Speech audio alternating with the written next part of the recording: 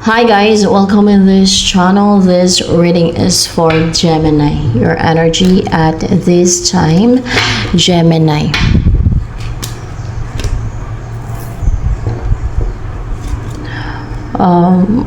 Clarification on this Ace of Cups in reverse.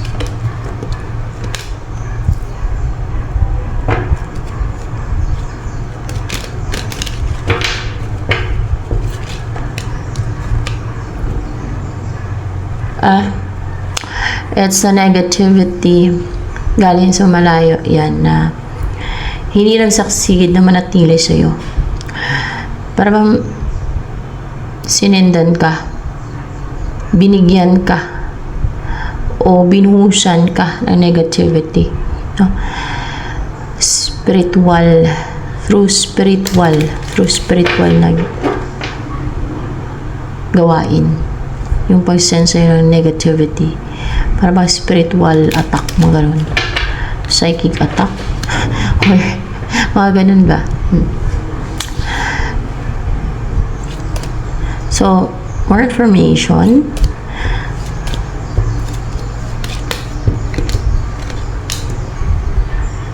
King of Pentacles.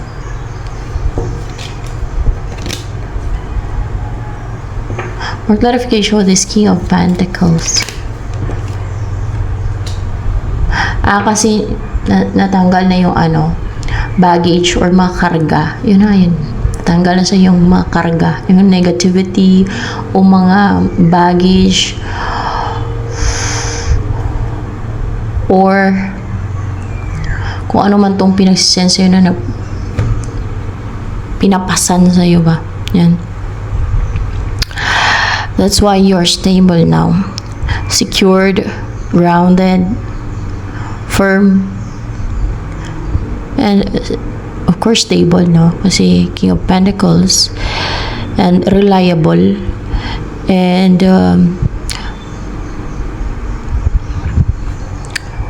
will be a good provider, or baka good provider ka na nga talaga.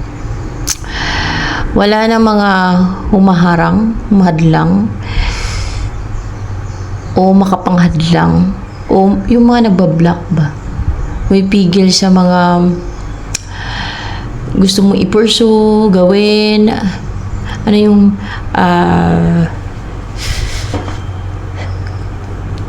yun na nga yan guys, yung mga natanggal sa'yo, yung mga na-release mong baggage, mga karga, mga pinatpasan sa'yo, mga negativity. Yan yung mga umaharang, pumipigil sa'yo sa mga decision mo eh. Sa mga gusto mong i-pursue, sa mga gusto mong puntahan, yan yung mga hadlang. Yan yung mga nagbablock, yung mga nagpapahinto sa'yo, nagpapahold back. Yan. Ay nawala na, natanggal na daw. That's why Gemini, no? Sa mga Gemini, sino Gemini dyan? Ano naman ang darating sa'yo, Gemini? Ito, interesado sa'yo, curious talaga yan sa'yo, nang-stalk, nang-spy, may pagka-immature lang, pero ano siya, may pagka-inquisitive. May malalaman ka dyan sa tao na yan.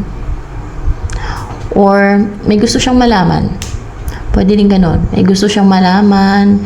That's why nang-stalk, nang-spy siya.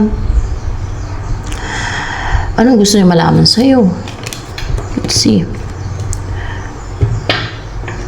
Kung hindi ka na ba nag-aantay, kung wala na bang delay, more clarification with these 3 of Wands in reverse here. Kung pwede na daw kayo, no, na magsama, bumuo ng pamilya, kung wala na bang delay, kung hindi na mapadelay, kung pwede na kayong mag-settle, mag-commit sa isa't isa. Yan ang guys, maganda na makarelasyon yung seryoso, yung gusto niyo pang long term, yung mauwi talaga sa yung bubuo kayo ng pamilya. Hindi yung naglalaro lang, hindi yung narcissistic ba, na naghanap lang ng atensyon, na hindi naman interesado na bumuo ng pamilya. Ang gusto niya maglaro lang, tuwan-tuwa siya. Para bang mga demonyo yan sa tawa niya, mga ganun. Yan ang maganda guys na kasi interesado tong bumuo ng family. Yung pang long term ang gusto, yung bumuo na ng pamilya, no?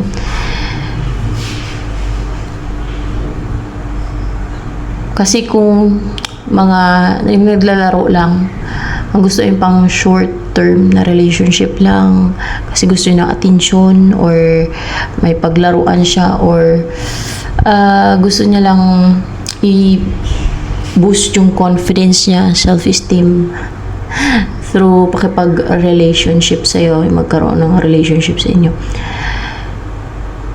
Magkaroon ka lang ng trauma, mapobia ka lang sa relationship, or ma-stress ka lang pag pang short term na ang gusto. Maisip mo pa lang siya dahil sa nakaka-stress, toxic, para mapalayo ka na eh. Ayaw mo nang isipin eh. Mga ganon, yung mga ganon klase ng tao. Para mapasabi ka na, sana hindi ko nakilala yun. Parang na-stress ka lang pag may ganong tao din kayo na na nakarelasyon. Pag naisip mo, very toxic, na parang masabi mo na, ay sana hindi ko na nakarelasyon yun. Parang baggage. Yan, problema lang. Maisip mo siya, problema lang, may stress ka lang, ganun. Kasi nga, ganun siya, toxic. Well,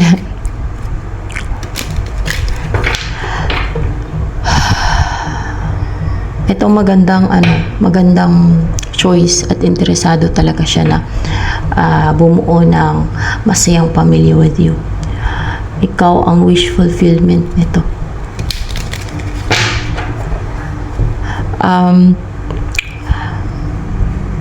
Ano yung nais na sabihin sa'yo ni Page of Swords na yan?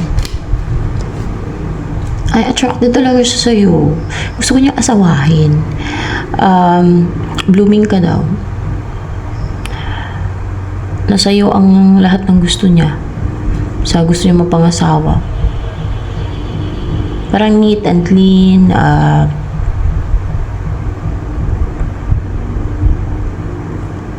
Very attracted siya sa'yo. Yan. And balance, poised.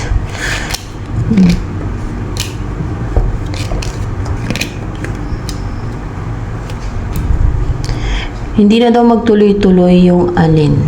Ito, hindi na daw magtuloy-tuloy yung naging aloof siya, yung hindi kanya kinakausap, yung hindi siya nakipag-communicate sa'yo, yung naglalagay siya ng boundary sa inyo, yung hindi na consistent o hindi na nagtuloy-tuloy, hindi na daw magtuloy-tuloy yun, ha. Hindi kanya kinokontak. So, ano na kaya ang mangyayari sa inyo? Possible lang. Possible, kasi Diyos lang nakakalam yan kung ano talaga mangyayari sa inyo. At depende din yan sa ninyo sa moves ninyo. Depende din yan sa inyong mga desisyon, sa piliin ninyong desisyon. So, mga possible na mangyayari sa inyong dalawa. Page of Cups. So, more clarification with this Page of Cups in reverse here. Ano to guys hindi na kayo matamaan o hindi na kayo masendan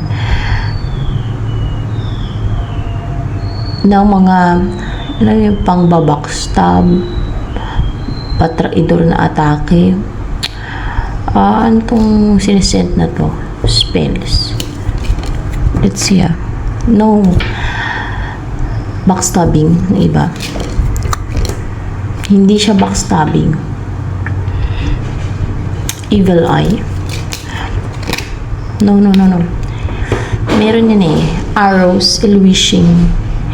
Ill-wishing? Baka ill-wishing. Satanic arrows. Mga ganun. Satanic arrows. So, talagang demonic naman. Satanic arrows. At sinasadya talaga targetin kayo na. Satanic arrows. Hindi na daw yan matatama sa inyo. At yung mga tumama sa inyo, makarecover na kayo dyan. Pwedeng matanggal nga yan. No? Makarecover ka na kayo dyan at hindi na yan tatama sa inyo yung mga satanic arrows. Kahit may nagsisend man, hindi na yan tatama sa inyo para ma-reject lang. Siguro lilihis or hindi na yan ma-unite sa inyo. Hindi na matutusok sa inyo yung satanic arrows. Ano ba yung epekto ng satanic arrows sa inyo kaya kung natamaan kayo, kung natatamaan kayo?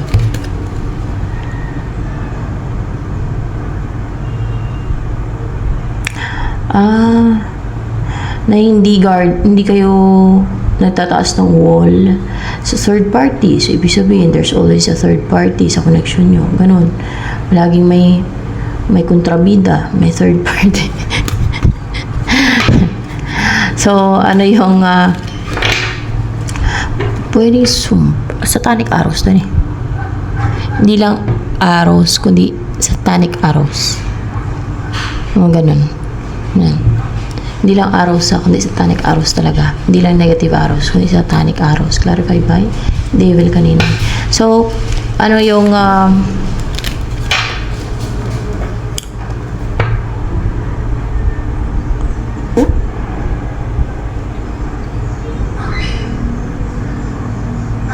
outcome ng connection.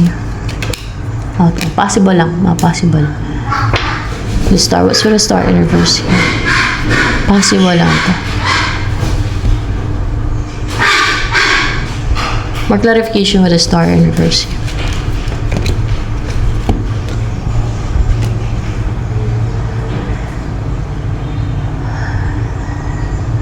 Hindi na makapangontrol itong mga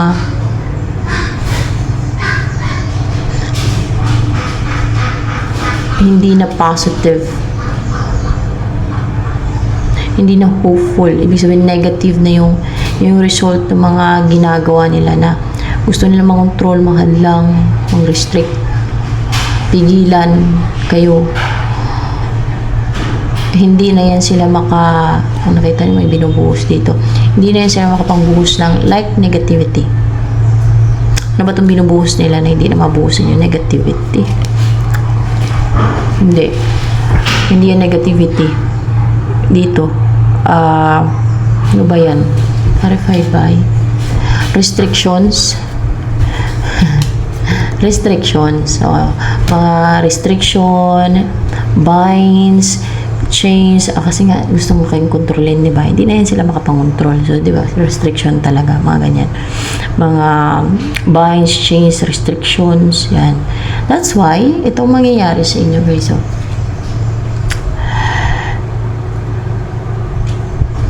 Magkakaroon ng there's possibility talaga na magkaroon ng pag-uusap, collaboration, pagtutulungan sa inyo na possible bubuo na kayo ng pamilya. Yun ang gagawin ninyo together.